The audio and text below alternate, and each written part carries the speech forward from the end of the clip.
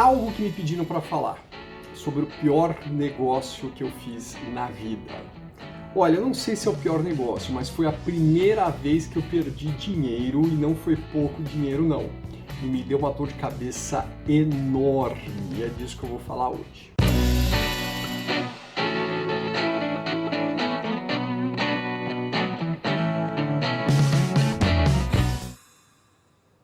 Olá, eu sou Mauro Calil, planejador financeiro, autor de livros de finanças pessoais, especialista em investimentos e fundador da Academia do Dinheiro. Bom, gente, é o seguinte, eu tenho um outro vídeo que eu falei, né, um outro vídeo aqui que eu conto a história sobre como eu entrei na Bolsa de Valores, tá? É uma história bem engraçada, por sinal, né? Esse meu tio ainda é vivo, graças a Deus, eu gosto muito dele, e eu perdi dinheiro inicialmente, depois eu me mantive na bolsa até que eu consegui com aquele dinheiro comprar algumas coisas, entre elas um terreno, ok? Então eu comprei o meu primeiro computador, que na época era um 386, quem não sabe o que é o 386, pesquisa, porque era um computador mega top na época. Comprei o meu primeiro carro, que era um Gol quadrado, tá? Muito legal mesmo. Que, cara, você tem uma conquista do primeiro automóvel, etc. E comprei um terreno na praia. Bom, vamos falar desse terreno na praia hoje, tá? Esse terreno na praia foi um péssimo investimento para mim. E eu estava realmente com essa ideia, olha, vou comprar um terreno para fazer um investimento numa praia que é cada vez mais demandada, etc. e tal. Eu estou falando disso da década de 90, tá? Início da década de 90. Então, como é que é a história? A história é a seguinte: conheci uma moça, né? E a gente estava namorando, aquela coisa toda, etc e tal, super apaixonados, in love, pá. E ela, né, me falou sobre um conhecido que estava vendendo um terreno em um condomínio fechado em uma praia aqui do litoral sul de São Paulo. Tá? No litoral sul, quase já indo para o litoral norte. Lá em São Sebastião, ok? São Sebastião, para quem não sabe, tá? É uma praia aqui em São Paulo que ela tem mais ou menos o formato do Chile. Ela é estreita, é um município estreito e comprido e tal. Ok. E aí, bom, fui lá, conheci o tal do condomínio, fui eu, ela e a sogra. Não ia dar boa coisa, não ia dar boa coisa. A gente conheceu o condomínio, etc e tal, a gente foi lá com o contrato que esse senhor tinha feito com as pessoas que vendiam lá, né, a incorporadora do local. Entrei num quiosque e falei assim, olha, eu queria conhecer esse terreno aqui, porque eu recebi uma oferta de compra e tal. Era a época do Collor ainda, o Collor já tinha confiscado a poupança, etc e tal, né? Esse também é uma outra história que eu conto nesse mesmo vídeo que eu acabei de falar, que por incrível que pareça eu dei uma sorte com esse confisco, mas tudo bem, esse é um outro ponto. E aí, nesse quiosque, um corretor nos colocou no carro dele, na época era um XR3 conversível. Cara, XR3 conversível na época era como se fosse uma BMW conversível hoje. Era um carro mega, mega top, tá? E, enfim, nos levou para conhecer todo o condomínio, aquela coisa toda, mostrando como era bacana, né? Ele de XR3 conversível, um carro top, falando, olha, eu tô vendendo muito, né? E se eu não estivesse, se a gente não tivesse tido o plano Collor, eu estaria de carro importado. Também, se não tivesse o Collor, ele não teria a possibilidade de importar um carro também, né? Aquela miopia que as pessoas só veem o lado ruim da coisa, não vê o lado bom, mas tudo bem. Enfim, aí o que aconteceu? Ele passeou conosco, né? E falou assim, olha, o terreno que estão querendo te vender é esse. Cara, eu olhei o terreno, e não era um terreno. O terreno era um pântano. Era um alagado. Né? Era um mangue. Eu nem sei se aquele condomínio todo tinha licença ambiental já naquela época. Hoje, com certeza, não teriam aprovado aquele condomínio de jeito nenhum. E eu olhei para aquilo, cara. Aí falei, pô, mas ele falou, pois é, aqui você vai ter que gastar tantos caminhões de terra para poder deixar o teu terreno seco, etc, etc, etc, etc. E foi, né, me mostrando, né, outros terrenos, ok? E no caminho passou e falou do condomínio, que o condomínio tinha uma associação, que na associação tinha piscina, que na associação tinha quadra, e na associação você podia usar churrasqueira, e na associação isso, na associação aquilo, etc. E foi mostrando o condomínio, foi mostrando a expansão, falou. Falou assim, bom, olha, vamos passar de volta lá no quiosque de vendas, né, na sala de vendas, que eu vou ver alguns terrenos interessantes na mesma base de valor e vou te mostrar. Entrou lá, saiu com 3 terrenos e falou assim, ó, esses terrenos eu conheço, estão na mesma base de valor desse daí que você quer comprar do seu amigo, só que você vai ver a diferença. E aí ele me mostrou os 3 terrenos, né? Um orientado para o mar, não era na frente do mar, não é pé na areia não, tá? O condomínio não é pé na areia, você tem que atravessar a faixa da estrada, inclusive, para chegar na areia, na praia. Me mostrou outros 2 com vista lá para a serra, para a montanha, uma vista maravilhosa, por sinal. E ainda falou, olha, esse daqui que está mais próximo, você ainda está perto das nascentes que chegam da montanha, etc, etc, da serra, e aqui tem piscina de água natural e blá, blá, blá, blá, blá, blá, blá, blá, blá. O que aconteceu nesse caminho? Ele me persuadiu. Primeiro, ele colocou ele me persuadiu a comprar, né? Porque eu já estava querendo comprar mesmo daquele senhor. Então ele falou assim, bom, já que ele está querendo comprar, está com dinheiro, etc., vou jogar ele para uma compra melhor, dentro do mesmo valor, ganhar minha comissão. Tem alguma coisa de errado nisso? Nada. Nada de errado. E aí o que aconteceu? Ele pegou e mostrou, né, o quão ruim era aquele terreno. Até hoje eu não sei se o terreno que ele me mostrou, que era daquele senhor, que era um alagado, era de fato aquele terreno ou não. Tá? E me mostrou algumas coisas melhores. E aí ele me mostrou ainda um quarto elemento, um quarto terreno, que era de esquina e era maior e era um pouquinho mais caro. Olha, aqui você vai ter o dobro de terreno por 20, 25% a mais só. Só que, como por ser de esquina, tem o dobro de IPTU e por aí vai. Bom, isso dito, o que ele acabou de fazer comigo? Ele colocou assim, olha, esse terreno que, vamos dizer, na época custava 100 mil reais, tá? Em valores de hoje. O dinheiro não era real ainda, tá? Mas vamos dizer que seja 100 mil reais. Esse terreno que vale 100 mil reais é esse alagado. Eu tenho um outro por 98 mil, tenho um outro por 96 mil, tenho um outro por 102 mil e tenho esse por 125 mil. Ok? Qual que você escolhe? Qual que você escolheria? Escreve aqui embaixo. Óbvio que você vai escolher um de 96 ou 98 mil ou de 102 que seja seco, que você não precisa aterrar e etc, etc, etc. E eu tinha 22, 23 anos na época, isso eu estava no caminho do meu enriquecimento, do meu primeiro milhão. Então eu estava fazendo investimentos para acelerar e potencializar esse meu crescimento patrimonial. E o que eu estava fazendo ali, na verdade? Né? O investimento é tudo aquilo que você coloca dinheiro e espera ter retorno de volta. Ou seja, você coloca dinheiro, espera receber aquilo que você colocou e mais alguma coisa. E tomara que esse mais alguma coisa seja pelo menos o dobro num espaço curto de tempo. Isso é investir, ok? Então, o que aconteceu ali? Eu falei, bom, vou pegar esse aqui de 98, que é seco, não preciso aterrar muito, tá? Vai ter que fazer um pequeno aterro, que tem vista lá para a montanha, que é mais sossegado, etc e tal. Fui lá, beleza, assinei os papéis, dei a má notícia lá na verdade eu dei a má notícia quando eu cheguei em São Paulo, porque na época nem celular existia, tá? Dei a má notícia lá para aquele senhorzinho, a minha namorada ficou felicíssima da vida, a sogra falou, nossa, é o genro que eu pedi a Deus, o cara já chegou, atitude, foi lá, comprou, fez o contrato sem sombra de dúvida nenhuma. O que eu tinha na cabeça é que eu estava investindo em algo que fosse valorizar, ok? Poxa, você compra um imóvel, o imóvel valoriza. Pois é, só que eu entendo de números e de investimento.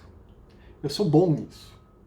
E aí, depois da compra feita, terreno pago, tudo bonitinho, o que passou a vir? Passou a vir o IPTU e passou a vir o condomínio, a taxa de condomínio, para eu pagar. E todo santo mês, o que eu pegava? Eu pegava o contratinho e colocava lá num papel de pão. Isso é simples, tá, gente? Você pega um contrato, pega um papel de pão desse, fala assim, ó, quanto você pagou, e aí você vai colocando mais tal mês, tanto, mais tal mês, tanto, mais tal mês. Nesse tal mês você coloca o quê? Você coloca o IPTU e coloca o condomínio, nesse caso. Se tivesse alguma manutenção, você vai somando, vai somando, vai somando. Esse é o custo real do seu investimento. Não é só o que você pagou, é o que você pagou, mas todos os custos que você tem até a hora de vender. E na hora de vender, você desconta as comissões, o imposto de renda, etc. Este valor líquido é o que de fato é a tua rentabilidade num negócio imobiliário. Então, se você comprou um apartamento, por exemplo, ele já está pronto, nem vou dizer que está na planta, etc. Vamos dizer que você pagou 500 mil reais, mas todo mês vem 500 reais de condomínio. Então, todo mês você tem que acrescentar esse valor no seu custo de aquisição, até o dia da venda, até o dia que você parou de pagar esse custo de condomínio de 500 reais. Isso são 6 mil por ano. E o IPTU, a mesma coisa. E aí, quando você for vender, você vai pagar, você vai retirar esse custo de comissão do valor de venda. Então, vai te dar a venda líquida de comissão, líquida de imposto de renda, e aí você vai pegar esse valor, dividir pelo que você pagou, e esse é o teu lucro num espaço X de tempo, ok? Então, isso é que é o problema, né? E isso é que me fez pensar, falar assim, caraca, foi um péssimo negócio. Porque aquilo que eu tinha pago 100 mil reais, mais uma vez, valor hipotético, porque até a moeda era outra, eu fui acrescentando, acrescentando, acrescentando, acrescentando, e cara, não é que o meu fundo DI da época, a inflação era brava, ele rendia muito mais. Quer dizer, se eu ligasse e fiz isso 3 meses depois para aquele mesmo corretor para ele me vender, sabe quanto valia o terreno? Os mesmos 100 mil reais que eu paguei. Bom, agora o que aconteceu aí? O que aconteceu aí foi uma experiência total de iniciante, ok? Primeiro, eu chequei outros terrenos da região? Não. Eu chequei outros empreendimentos da região? Não. Dentro daquele mesmo empreendimento, eu fui lá no jornalzinho da associação e verifiquei se tinham outros terrenos à venda e por qual preço era esse terreno. Não. Não fiz nada disso. Sem informação, você não consegue tomar uma boa decisão. Sem informação, e aí é muita informação sobre aquilo que você está fazendo, né, você fica à mercê daquilo que te servem. Quem que estava me servindo de informação? O vendedor de um terreno que era amigo do amigo da namorada e o corretor que estava lá dentro, que tinha todas as informações, mas ele só ia soltar as informações que favorecessem a venda dele e não a minha compra. Deu para entender como é que eu me dei mal nisso? Pois é, só que não parou por aí.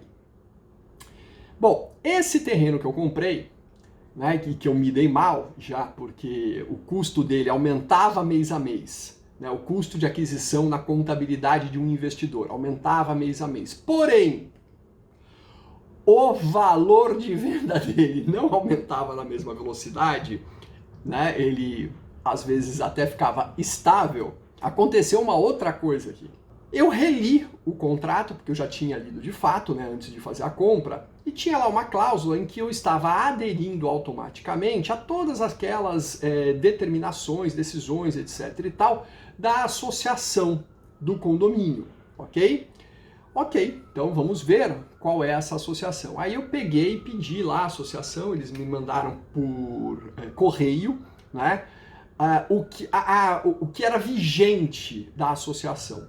E tinha lá uma cláusula vigente que estava escrito o seguinte, e eu pagava a associação também, além de pagar o condomínio, eu pagava a associação, tá? Todo santo mês. Se você deixar de pagar a associação por 3 meses, você imediatamente é excluído da associação. E eu, na minha ingenuidade, o que pensei? Eu pensei o seguinte, bom, se eu for excluído da associação, eu não preciso mais pagar a associação. Cara, que brilhante! Nossa Senhora! Né? Por que eu pensei numa coisa dessa? Meu Deus! Acontece que a associação é que faz a manutenção das ruas, é que faz que capina o mato, né, que faz a manutenção, recolhimento de lixo, etc. É tudo associação. Né? Então, você está fora das decisões da associação, mas você não está sujeito a não receber os benefícios da associação. O que aconteceu? Passei 1, 2, 3, 4, 5 anos sem pagar a associação, veio um processo da associação sobre mim. Mesma coisa que você deixar de pagar o seu condomínio no prédio que você mora. Uma hora o condomínio vai te processar. Então a associação me processou e aí é que a minha dor de cabeça começou. Eu estava lá com o terreno, pagando só IPTU, blá, blá, blá, blá, blá, blá, blá, blá, blá. Tive que acionar advogado, blá, blá, blá, blá, blá, blá, blá, blá. E sabe o que aconteceu? Perdi a causa. Rodou mais sei lá quantos anos, perdi a causa. Gente, na boa. É muito melhor um mau acordo do que uma boa briga. Acredite. Eu cometi o erro também, né? Você vê que foi uma sucessão de vários errinhos aqui, tá? Não ter informação, ter acreditado só nos vendedores, não ter verificado todas as cláusulas antes de assinar, saber das consequências disso, etc e tal. E outro erro, resolvi brigar na justiça. Não, porque isso não está certo, porque aqui a cláusula está dizendo isso, isso e aquilo, blá, blá, blá. Foi a primeira vez que eu fui para a justiça e eu já logo me arrependi. Foi péssimo. E de boa. Na justiça a gente só perde, cara. Quando você ganha, é assim, você ganha muito menos daquilo que você imagina que iria ganhar, portanto você perdeu, tá? E às vezes ainda tem que pagar. Então, cara, justiça é brava, é uma coisa que demora e o consenso que a justiça traz, cara, nunca é satisfatório para nenhum lado. E não deu outra, né? Brigamos mais 2, 3, 4, sei lá, quase 5 anos. E eu lembro que na audiência, essa audiência aconteceu, sei lá, depois de quase um ano veio a primeira audiência. Eu fui lá, né? Eu com o meu advogado, e foi também o advogado da associação, que estava tranquilo. Ele tem 1 milhão de causas iguais a essa, né, que ele despejou lá. E aí o juiz já abriu a sessão assim, falando assim, o senhor é que é o senhor Mal? Sou eu. Falou assim, você já tem um acordo para fazer? Eu falei, não, eu acredito que a gente vai ganhar que eu vou ganhar essa causa. Eu falei assim, olha, se eu fosse você eu faria o acordo porque eu vou julgar hoje mesmo, tá? Assim, o juiz falou isso pra mim, tá? Aí ele abriu e ele pegava assim, ó, e via. Falou lá pro escrivão, escreve aí. Ditava e falava assim, e como é jurisprudência, blá, blá, blá, blá, blá, blá, blá, blá, blá. E também blá, blá, blá, blá, blá, blá, blá, blá, blá. Blá, blá, blá, blá, blá, blá, blá, pronto. Aí o que tá acontecendo? Aí ele tá julgando, não sei o quê. Eu falei, mas julgando como? Você tá perdendo. Eu falei, porra. Outra história, o advogado, ele sempre vai te dizer, não, a gente tem chance de ganhar.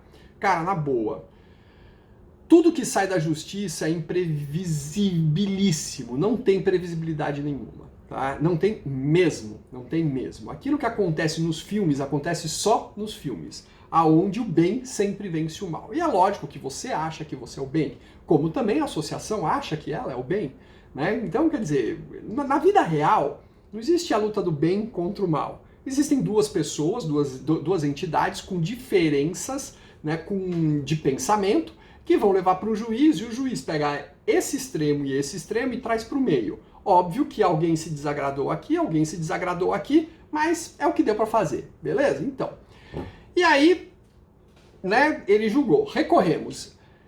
Na hora que recorreu e aquilo corre, aí passado, sei lá, uns 8 anos, aí eu já estava casado, cara. Nossa, mais do que 8 anos, acho que quase uns 15 anos depois, veio a decisão em segunda instância, blá, blá, blá, blá, blá, blá. Eu estava casado.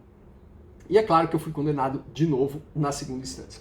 Em sendo condenado na segunda instância, o que eu fiz? Peguei meu carrinho, na época eu tinha um carro, fui pra praia, marquei lá liguei, né, falei, olha, teve uma condenação assim, assim, assado, eu gostaria de falar com o presidente da associação, né, mas o que o senhor quer falar? Não, eu quero falar com ele pra gente, porque eu já tinha tentado acordos com outro, né, não tinha, tá? Mas falei que eu tinha tentado acordos com outras administrações, não consegui, os advogados nunca me passavam, e dessa vez eu gostaria de falar direto com a associação.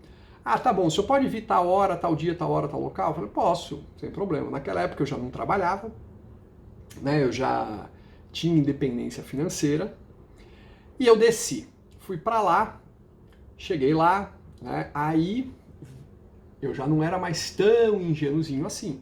Né, passou bastante tempo, né, eu já tinha, passaram-se uns 14 anos mais ou menos, né, mais de 10 com certeza. Fui para lá com o meu carro, que era um Palio na época. Os carros que eu tinha, tá? O último carro que eu tive, os dois últimos, um era um Corolla e um outro era o Cruze, tá? Mas antes eu só tinha carro simplesinho e tal, etc. Aí como eu estava recém-casado, meu carro era simples. Aí desci, e aí o que você faz? Aí a hora de persuadir foi a minha, né? Eu fui simples, com uma camisa assim, sabe quando tá moída aqui, né, poída de usada, né?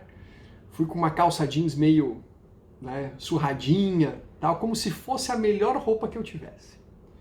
Estacionei o carro, né, deixei que vissem que era um Palio, né, que não era um carro de luxo. E fui lá, humilde e tal, e falei assim, olha, assim, assim, assim, eu sou representante comercial.